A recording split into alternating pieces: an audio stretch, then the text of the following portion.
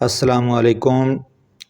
Doctor محمد رؤف آپ کے سامنے ایک چھوٹا سا پروگرام ہے کہ ہم عام طور پہ جب بھی کسی دوست سے ملتے ہیں، کسی ملاقاتی سے ملتے ہیں تو ہم یہ جملہ عام طور پر کہتے ہیں السلام علیکم، لیکن یہ بولنے اور لکھنے میں اکثر اوقات ہم غلطی کر جاتے ہیں۔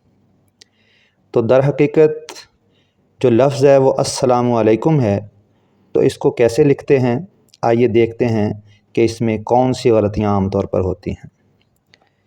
تو اس وقت جو سب سے پہلے یہاں پہ ہمیں لکھا ہوا نظر آ رہا ہے السلام علیکم، اس میں واو ڈال دی گئی ہے۔ اگرچہ السلام بھی لفظ ٹھیک ہے، علیکم بھی ٹھیک ہے، لیکن یہاں پہ واو آنے کی وجہ سے یہ لفظ غلط ہو گیا ہے۔ میم پر پیش ضرور ہے لیکن واو ہرگز نہیں، لہذا جب بھی ہم واو لکھیں گے تو یہ لفظ اس کا املا غلط شمار کیا جائے گا۔ یہ دوسرا لفظ ہے، اس میں واو کو میم کے ساتھ ہی ملا دیا گیا ہے اور یہ بن گیا السلامو۔ تو السلامو کوئی لفظ نہیں ہے، السلامو ہے، تو یہ اس کا املا بھی غلط ہے۔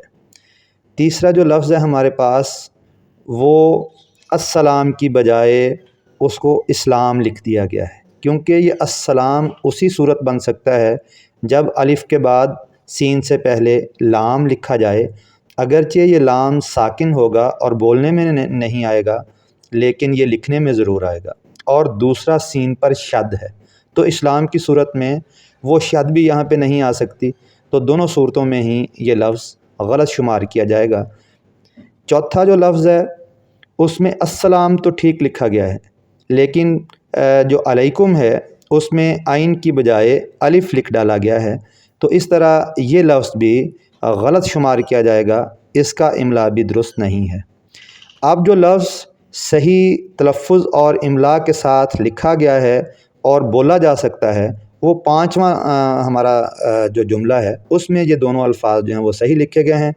السلام بھی پوری صحت املا کے ساتھ لکھا گیا ہے، اور جو علیکم ہے وہ بھی عین کے ساتھ لکھا گیا ہے، تو الف لام سین اوپر شد، کیونکہ السلام ہے تو یہاں پہ شد بھی لازم ہے، تو السلام علیکم اس طرح سے اگر ہم لکھیں گے تو یہ اس کا درست املا شمار ہوگا۔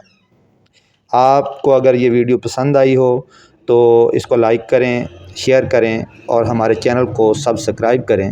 بہت شکریہ۔